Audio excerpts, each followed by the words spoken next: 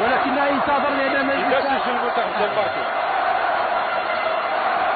لا قلت لك الفريق الدنماركي هاوليك عامل بامكانياته. قلت لك نعم نعم عارف بالكره هذه عندها اهميه كبيره. واش راهو يديروا المدربين يعني شوف يعني مستوى عالي مستوى عارف باللي 31 33 الكره عنده وباقي 5 دقائق. هذه الكره عندها اهميه كبيره. Det er vi starter brug for luft lidt senere. Er det ikke ok? Okay. Og vi har samme opgave over i den side der. Og vi bliver ved med at gå på mål herovre, hvis der er plads på det herovre. Okay, lad os spille bare derude, hvis han skal lægge noget. Det er med de dem, der kommer nu med 120. Ja, nej, for helvede. Nej, jeg har med, mand. På Møller ved dig, der er Helse her nu, ikke? Og så må det er forsvaret, vi vinder den her kamp på lige nu, mand. 1, 2, 3. طبعا المنتخب الدنماركي هو المنتخب الدنماركي نور الدين، منتخب البطولات العالمية، منتخب المناسبات الكبيرة. ولكن تكون مفاجأة كبيرة إذا فاز اليوم على الفريق الفرنسي اللي كان يعني هو بتكهنات هو الأول يعني شوف عنده خطاب الآخر. ولكن اليوم ما ننساوش بدي نعاودوها اليوم الفريق الدنماركي كأنه يلعب في بلده. نعم يلعب امام جمهور جزائري وهو من ناحيه الخبره المناسبات بطولات العالم هو المنتخب الدنماركي احسن يعني 3 بطولات عالميه يضيع. هل ستكون بيتش يضيع هذه المره؟ هل ستكون يعني الاصابه العوده في النتيجه المنتخب الفرنسي؟ حاول اللعب على مستوى الاطراف وكان المنتخب الدنماركي تفضل للمنتخب الفرنسي. دفاع خطأ دفاعي وخطأ. ريشاردسون يطلب ضربة جزاء ولكن كانت المخالفة من خارج المنطقة. نعم ريتشاردسون ناحية ريتشاردسون مانديكا. ريتشاردسون مرة أخرى لاغارد يحاول لكن الدفاع متواجد. ريتشاردسون كصانع ألعاب. أوي شوف القوة بلا ما يصعد سجل إصابة هذه الخبرة شوف هذا هو الفريق الفرنسي. استغلال يعني 5 سنتيمترات بإمكانه يدخل الكرة. دخلنا في ال5 دقائق الأخيرة يعني في الربع دقائق الأخيرة مرحلة التسيير.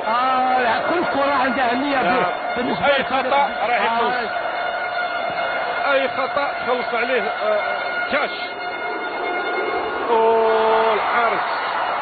الحارس مرة أخرى والمنتخب الفرنسي ربما يعود في النتيجة، ربما يعود في المباراة. يضيع أمام الحارس، يضيع مرة أخرى حارس قوي. اللاعب موكا سيتيان يضيع. الأخطار من الهجوم أصبح يضيع كرات كثيرة وهذا يزيد حلاوة في المباراة ويزيد يخلينا سسبانس. نعم. حتى آخر ثواني شوف باقي أقل من 3 دقائق.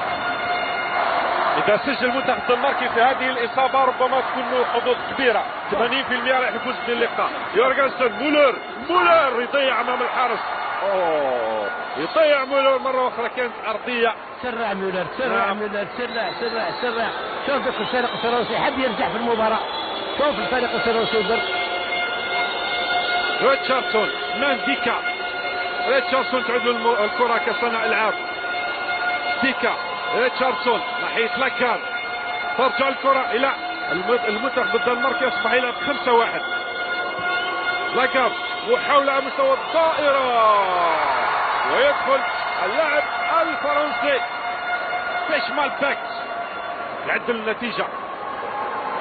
يدخل لأول مرة ويسجل. يدخل في آخر 4 دقائق ما لعبش لاعب المباراة ولكن كأنه ما كانش.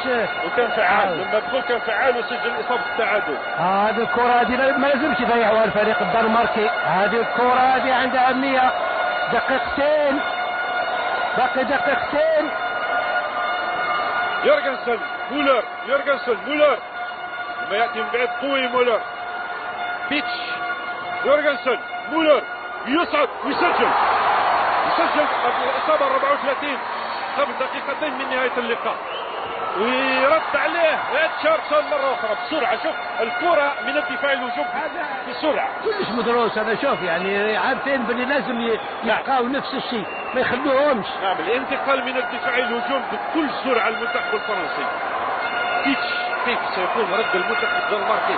يورغنسن، مولر، يورغنسن، بيتش مرة أخرى، يورغنسن، مولر، يورغنسن، بيتش، يورغنسن، مولر.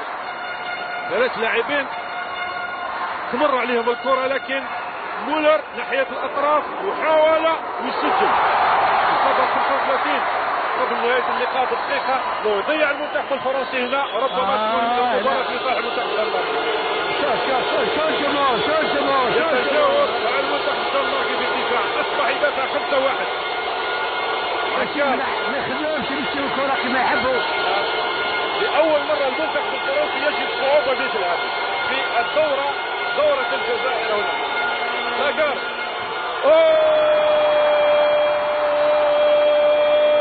ربما تكون كرة المباراة، ربما تكون كرة المباراة.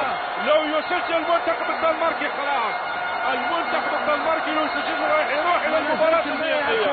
ما لازم تضيع الكرة هذه.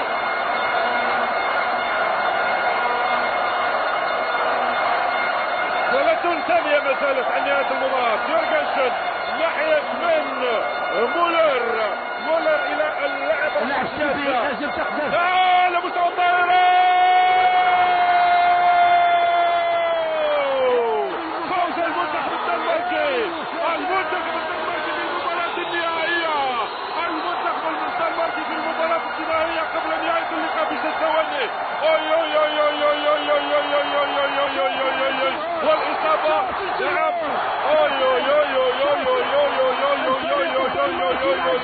نعم، نهاية اللقاء بتفوق المنتخب الدنماركي اللي يسجل. المنتخب الفرنسي يسجل أول انهزام له في دورة الجزائر بعدما طال وجال وسيطر على مختلف المنتخبات. اليوم المنتخب الدنماركي درس جيدا المنتخب الفرنسي وظهر للمباراة الدور الأول والمباراة النهائية 2015 في البرازيل. شوف أنا نقول لك حاجة، الفريق الدنماركي أدرس الفريق حسرة لدى اللاعبين الفرنسيين وجمهورهم، ولكن اليوم الفريق الدنماركي وهو مستعرض او راح الجمهور الجزائري عنده دور كبير اليوم في الفوز تاع الفريق الدنماركي. نعم، ونهاية اللقاء ب 36 مقابل 35 في مباراة مثيرة وقوية وجيدة رائعة جدا. مباراة مونديالية وكأنك تشاهد مباراة مونديال للأكابر، لصنف الأكابر وليس لصنف الأوسط. إذن أعزائي الرياضيين بهذه النتيجة وتأهل المنتخب الدنماركي إلى المباراة النهائية. ننتظر منشط النهائي الآخر بين ألمانيا وإسبانيا بداية من 48 دقيقة. إذن المنتخب الدنماركي في المباراة النهائية، المنتخب الفرنسي سيلعب المباراة التقليدية من أجل المركز الثالث. نهاية اللقاء، نلتقي بخير في مناسبة أخرى بإذن الله. إلى اللقاء.